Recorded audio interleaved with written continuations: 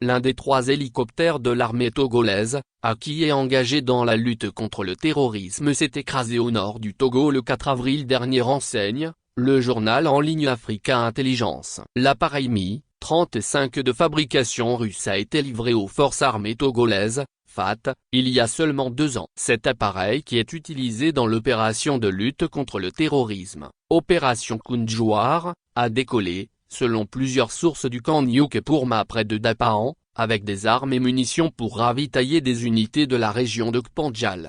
L'équipage, après 15 minutes de vol, a été contraint de rebrousser chemin et d'atterrir d'urgence à l'intérieur du camp avant que l'aéronef ne prenne feu, suivi d'une série d'explosions. L'hélicoptère est totalement détruit et les blessés transportés d'urgence au CHR de Dapahan dans l'après-midi du 4 avril 2024.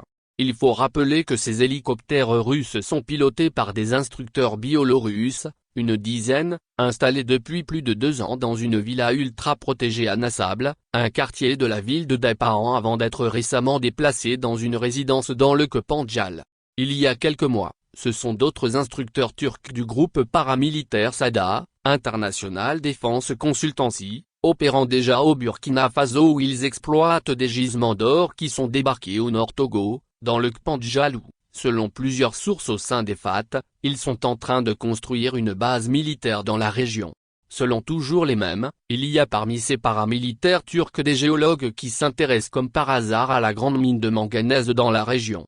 Le gouvernement togolais ne communique plus sur les opérations contre les djihadistes au nord du Togo, de même que les pertes au sein des FAT. Un silence de cimetière est également observé sur l'identité des instructeurs et groupes paramilitaires qui viennent en appui à l'armée dans cette zone.